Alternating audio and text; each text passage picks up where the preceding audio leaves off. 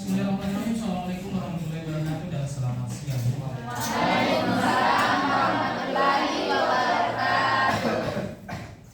Jadi hari ini kita bertemu kembali di hari-hari yang sama sebelumnya. Jadi hari ini kita belajar mengenai sub pokok mata kuliah mengenai interaksi obat makanan untuk penderita kanker. Jadi di pertemuan ke-9 ini adik-adik mahasiswa diberi pemahaman bagaimana adik-adik mahasiswa mengetahui bagaimana interaksi obat dan makanan pada penderita atau pasien kanker. Karena nantinya adik-adik mahasiswa nanti akan turun di gizi klinik. Nanti kalau adik-adik mahasiswa kerja di rumah sakit akan turun di gizi klinik namanya. Ya, kalau misalnya di masyarakat nanti ketemu sama penderita kanker maka juga dikatakan gizi masyarakat, ya seperti itu. Oke, saya lanjut sedikit ya. Di sini adik-adik mahasiswa akan diberikan tanggung jawab untuk menguasai definisi daripada kanker. Kemudian yang kedua penyebab daripada kanker. Ketiga masalah dan penanganan masalah kanker. Keempat ya masalah gizi kanker. Kemudian yang kelima Anda mengetahui asuhan gizi pada pasien kanker, ya. Jadi sebelum kita masuk di penanganan sampai di asuhan, adik-adik mahasiswa tolong satu atau dua orang yang bisa menjelaskan apa itu kanker. Oke, silakan berdiri. Perkenalkan namanya, kasih keras suara. Baik, perkenalkan nama saya Rafika Ramli. Jadi menurut saya, kanker merupakan penyakit yang ditandai dengan pertumbuhan sel abnormal di luar batas normal yang dapat menyerang bagian tubuh atau menyerang organ lain. Oke, Terima kasih. sudah dikuasai teorinya nih. Jadi intinya sel kanker adalah sesuai disampaikan oleh temannya, namun garis merahnya adalah adanya pertumbuhan sel yang Normal. Kalian kan tidak di badan normal. Ini kan normal nih. Kalau dia ada tumbuh begini, berarti dia sudah bertumbuh tidak normal. Tapi belum kategori kanker. Tapi dikatakan di teoritis tadi disampaikan temannya, dia pertumbuhan sel yang abnormal yang bisa menjalar ke organ lain. Jadi kalau sudah tumbuh namun tidak menjalar ke organ lain, maka dia sifatnya tumor jinak. Ketika diangkat dagingnya selesai. Paham ya? Namun ketika dia tumbuh, diangkat secara medis dan masih ada dan masih sakit dan masih bengkak, berarti dia sudah neoplasma, berarti dia sudah kategori garas, berarti masuk kategori kanker. Oke? Ini ya menurut WHO.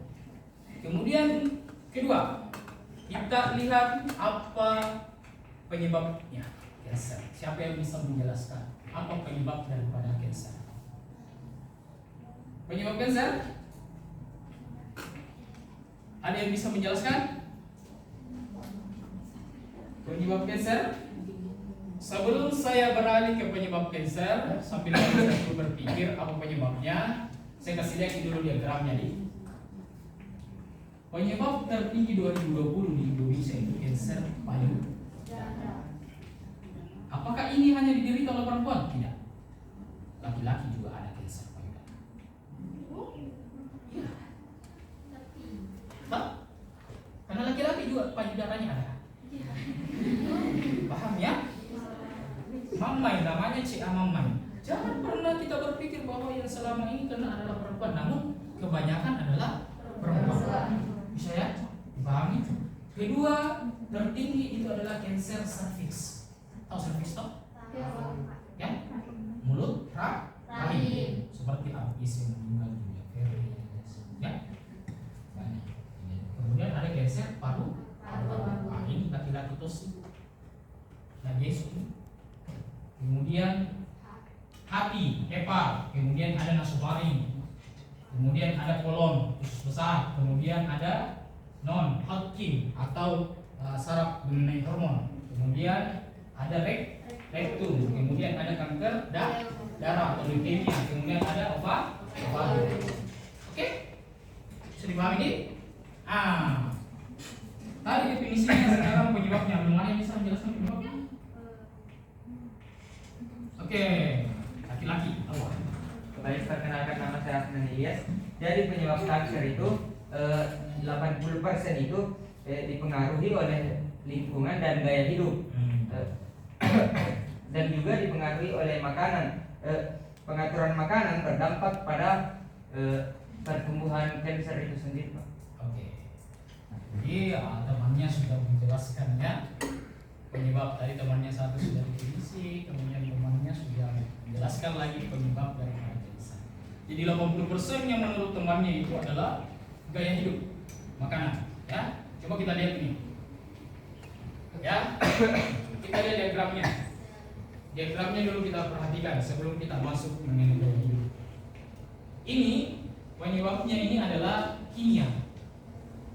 Ini ya. Kemudian yang kedua ini ada lemak jenuh. Ya, lemak jahat. Ya. Kemudian ada virus. Kemudian ada radiasi. Kemudian ada limited antioksidan. Berarti ada penurunan konsumsi antioksidan dalam tubuh. Menyebabkan dia ada malignan neoplasma atau adanya keadaan kanker. Ya, seperti itu. Jadi itu secara diagram mengenai proses terjadinya penyakit kanker. Coba kita lihat dari penjelasan temannya. Ternyata penyebab kanker itu 80% daripada gaya hidup. Ya, gaya hidup kalian makan, minum, bangun tidur, makan, minum. Kita perhatikan umur kalian kan sekarang rata-rata 19 dan 20 ya. Di 2 tahun lagi kalian sudah siap untuk berkeluarga. Ya, 21 dan 22, 23. Ya, bayangkan di 19-20 kalau tidak pakai gaya hidupmu dengan bagus, itu tidak ada gunanya. 22 kalian sudah ada calon, kalian akan menghasilkan generasi emas. Yang jadi soal kalau kalian menumpukan bahan-bahan karsinogen dalam darah, dalam tubuh, ya bisa dipahami ya. Pak, kenapa arahnya ke sana? Kalian 22 nanti akan siap. Berikutnya akan siap. Nutrisimu perhatikan, gaya hidupmu perhatikan. 19-20 kalian harus ingat 80% itu gaya hidup. Makanan, pengaturan makan berdampak pada pencegahan kanker. Bayangkan itu. Kalau kalian tidak atur sekarang konsumsi makanmu, bagaimana kalian menumbuhkan antibodi yang bagus dalam tubuh kalian?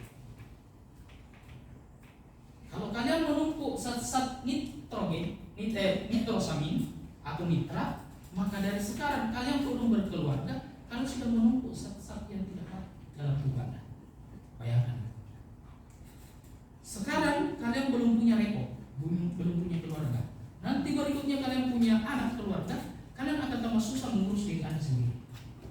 Paham maksud saya sampai situ ya? Jadi lebih baik sekarang perhatikan daripada gaya hidup, pola nutrisi Anda. Lihat baik-baik. Inisiator promotornya, apa penyebab daripada kanker dari makanan? Ada kandungan nitrosamin, nitrat terlalu banyak dikonsumsi. Ya, contoh Pak, kandungan nitrosamin di rokok. Kopi itu nikotin, bukan nitrosamin, itu nitrosamin. Dia adalah zat karsinogen, zat penyebab kanker, namanya karsinogen. Jadi ini alkohol dan rokok ini sangat-sangat tinggi kandungan nitrosaminnya. Jadi bayangkan deh kalau merokok terus mulai daripada kita semester 1 sampai dengan semester 6, bagaimana Pak? Tidak Pak. Saya sudah lama berhenti. Ya, cuma dikhawatirkan kalau masih ada bibit-bibit karsinogennya yang banyak dalam tubuh. Paham ya? Jangan. Jadi ini kapan banyak mengandung seperti dalam tubuh, maka sifatnya bisa beresiko kita terserang penyakit kanker. Berikutnya, apa yang dilakukan Pak untuk mencegah? Protektornya apa? 1. Banyaklah konsumsi makanan banyak antioksidan, atau konsumsilah makanan yang tinggi antioksidan. Contoh apa? Sayur, buah-buahan. buah. Apalagi? Biji. Kemudian berikutnya ada konsumsi yang tinggi beta karoten. Apa itu beta karoten? Ya, zat yang terdapat pada sayur dan buah. Contoh, beta karoten yang paling tinggi itu ketika buahnya semakin merah, semakin kuning. Pisang toh, Ya. pisang semakin kuning itu tinggi beta karotennya. Oke? Lokal mata ya beda, ya tidak tinggi beta karotennya. Wortel deh, semakin kita kuat makan wortel bagus sekali, karena tinggi beta karoten. Berikutnya buah naga ada putih ada ungu toh? Yang ungu itu beta karotennya sangat tinggi deh. Bayangkan itu kalau kita makan itu berbekas. Paling kalau kita kasih makan itu ada yang kecil, disuapi, dikasih halus, oh capek kayak orang makan di sini. Nah, itu tandanya beta karotennya bagus sekali tuh deh. Konsumsi pencegahan ini. Berikutnya copeng toh, yang panjang toh, kau taruh di sinimu, merah semua. Itu yang merah beta karotennya itu wah, pantau, copeng toh. Bukan kabupaten Sopen, nah copeng itu yang sering panjang, toh beta karotennya tinggi. Kemudian makanlah banyak serat dan fitokimia yang tinggi. Oke, bisa dipahami sampai sini. Jadi hari ini memang kalian dijelaskan mengenai bagaimana interaksi obat dan makanan untuk penderita kanker. Jadi kalian tidak hanya mengetahui apa itu kanker, apa itu penyebabnya, kalian mengetahui bagaimana pencegahan kanker dari ini. Pak, bagaimana kalau kita berisiko kanker payudara? Banyak orang bertanya. Bagaimana mengecek? Kalian mengecek diri Anda sendiri, inisiasi sendiri diri Anda. Saya kasih lihat slide-nya. Di sini jelas toh? Ya, kalau perempuan ya, laki-laki juga seperti itu. Jadi, selesai mandi, silakan angkat, perhatikan. Dan kedua, jangan terlalu kaku seperti ini ya. Yang begini jangan dijadikan menjadi suatu mindset di pikiran kita bahwa kita penyakitku parah, tidak. Karena yang kanker dengan tidak kanker itu tidak menjamin kalau semuanya dulu. Paham ya? Orang sehat meninggal, orang sakit meninggal. Ya, bisa dipahami ya. Tapi namanya kalau kanker kita hindari karena bisa kita nafsu makan kita pasti menurun. Ya, oke, bisa dipahami seperti itu. Ya, jadi itu contohnya. Misalnya pernah ditanya saya di suatu kampus juga berbeda. Pak, saya ada di benjolan di payudara, ada kayak benjolan. Nah, tunggu dulu, tidak semua benjolan itu adalah berisiko kanker. Ya, perhatikan. Kalau misalnya daerah-daerah memai, apakah laki-laki maupun perempuan sama ya hanya perbedaannya saja dari ukuran saja. Ya, ada semua areolanya, kemudian ada semua putingnya. Itu kalau ada perbedaan antara puting dengan ada tumbuh sebesar puting lagi sampingnya berarti perlu dicurigai. Ya, kalau ditekan, digoyang-goyang dan dia sakit, maka perlu dicek up ke rumah sakit cepat. Paham ya? Tidak usah kalian malu berial masalah payudara karena laki-laki juga ada putingnya, rata-rata areola, cuma berbeda ukuran saja. Ya, kemudian kalau terkena kanker itu sama-sama. Jadi ini karena kita orang kesehatan kita paham nanti bagaimana cara menghindari mengecek.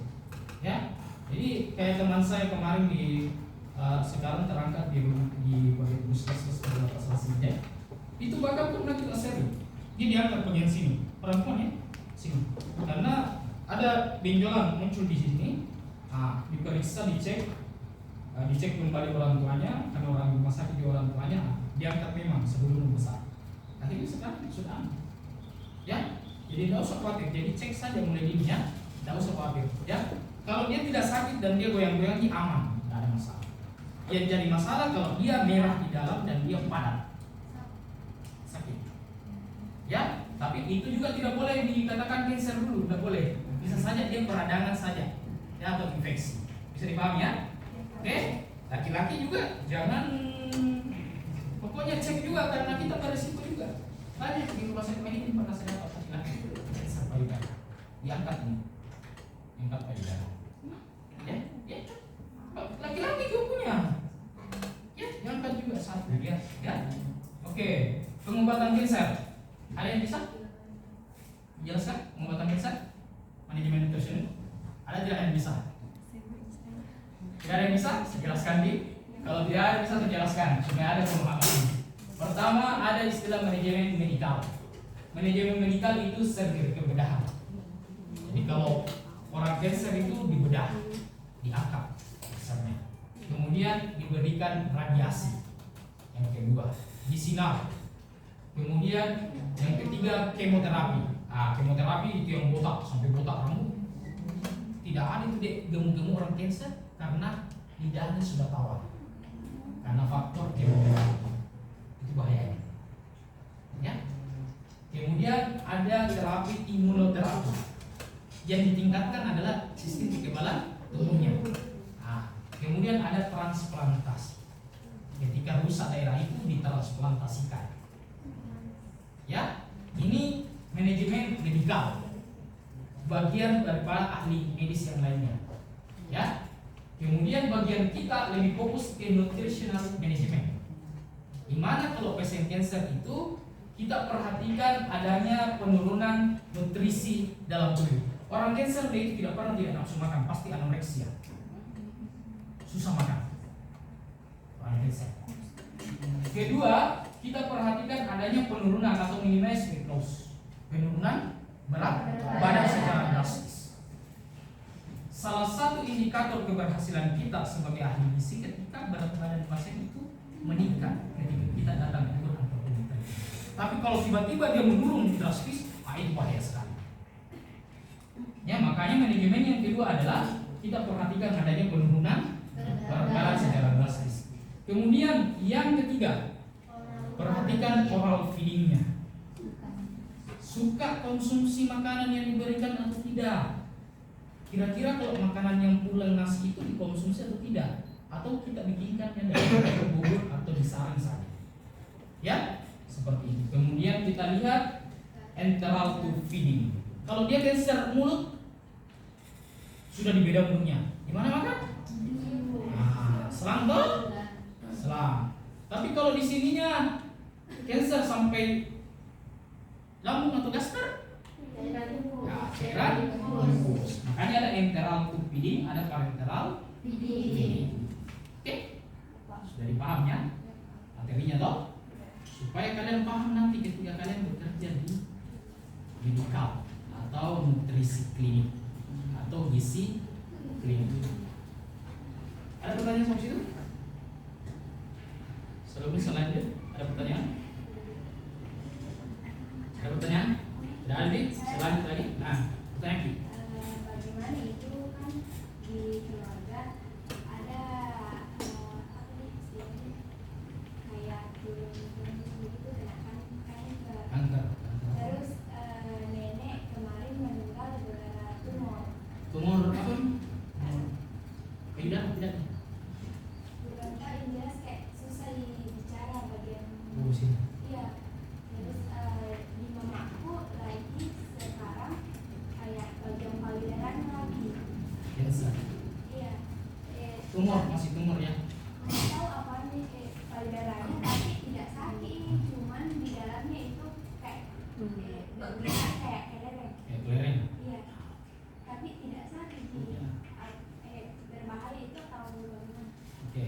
Jadi pertanyaannya temannya, ini ada real kejadian di lapangan itu neneknya dan neneknya kalau memang biasanya menurun juga genetiknya ya. Biasa seperti itu.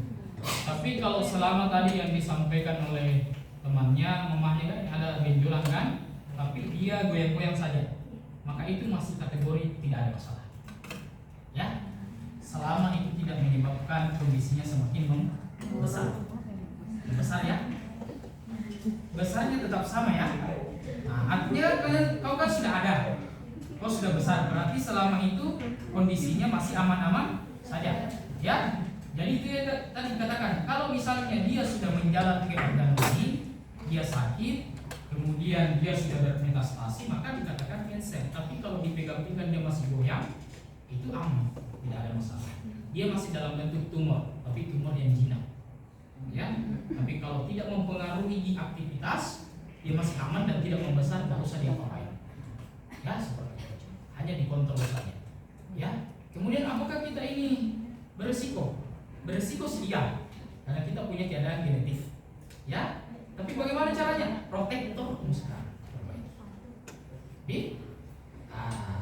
Kan orang tua kita dahulu kala tidak paham istilah protektor. Ya, kita tahu sama halnya penyakit gula. Kita bisa kena gula, tapi kita tidak bisa kena gula.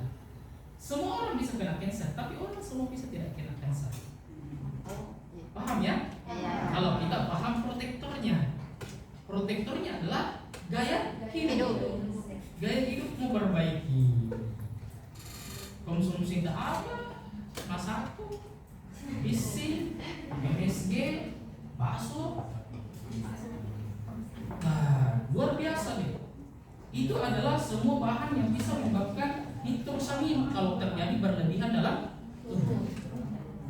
Ya, bisa dipahami ini penjelasan saya loh. Jadi selama aman kita rasa, misalnya Pak, saya juga ada. Ya kalau tidak apa-apa, nggak usah dikhawatirkan dengan seperti itu. Karena tante saya juga meninggal itu kemarin, dia kanker payudara. Sampai sepupu saya yang dulu sekarang di Manlampak. Ya, pernah saya satu kali diperlihatkan karena saya kan satu kali saya satu susuan. Pahamnya? Saya satu susuan dengan beliau.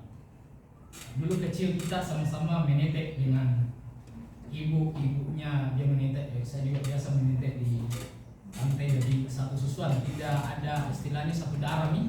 Saya pernah diperlihatkan. Saya pegang itu sakit ya? Enggak, tapi itu saja penyebabnya ada masalah. Sampai sekarang tidak ada masalah. Ya, bisa dipahami ya? Sekarang usianya sudah 40 lebih. Jadi aman saja. Ya, seperti itu. Jadi hal-hal seperti itu bisa saja tergantung kita, proteksi kita bagaimana. Ya, jadi Pak, kalau misal ada orang kena kanker payudara, itu kalau dia punya anak bayi, apakah akan berdampak pada kualitas asinya? kualitas asi. Dan apa masih bisa disusui anaknya kalau bisa? Oke. Jadi pertanyaannya temannya, misalnya kalau masih ada orang yang kanker payudara atau mempunyai anak, berdampak tidak kualitas asinya terhadap anak?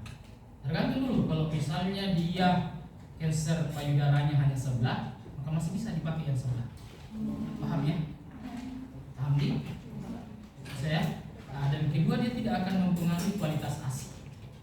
Ya, kecuali kansernya sudah bermetastase ke payudara sebelahnya. Paham ya? Bermetastase artinya sudah menjalar ke sebelah. Walaupun belum merusak di sebelah, tapi sudah menjalar. Ya kan, akarnya itu biasa menjalar nih. Akar dari pembuluh darah itu dia menyeberang. Ya, maka itu bisa mempengaruhi kualitas asi. Maka pasti dianjurkan untuk diberikan anak itu susu formula. Ya, kalau misalnya dia hanya kanker stadium awal dan yang di sebelahnya masih produktif, masih bisa, maka tidak ada masalah dan tidak akan mengurangi kualitas daripada asi. Ya, karena kanker itu bukan berasal daripada virus yang ada di dalam. Ya, bisa dipahami ini? Oke, jadi tetap kualitas asinya bagus. Ya, namun kalau misalnya dia punya bermetastase, maka jangan diberikan. Maka dianjurkan diberikan susu formula. Oke. Tidak ada sebabnya. Ini merusak. Radioterapi itu merusak. Dia dimakan mineral 10 sampai 4 sampai 6 minggu. Bayangkan itu deh. Kanker di sini. Kemudian kalau di sini kansernya ada di kepala. Ini yang terjadi pada efek status di sini, anoreksia. Tidak ada yang merasa. Nausea. Apa itu nausea? Nausea. Bukan nausea. Bukan. Nos itu bahasa Latin anatominya, nos itu hidung. Hidung. Nausea itu beda. Nausea itu mual. Nah, jadi kalau orang masih geser itu kemudian kalau muntah vomitus namanya. Kalau orang sudah mual pasti muntah. Paham toh? Banyak kejadian, cancer kah atau lain penyebabnya?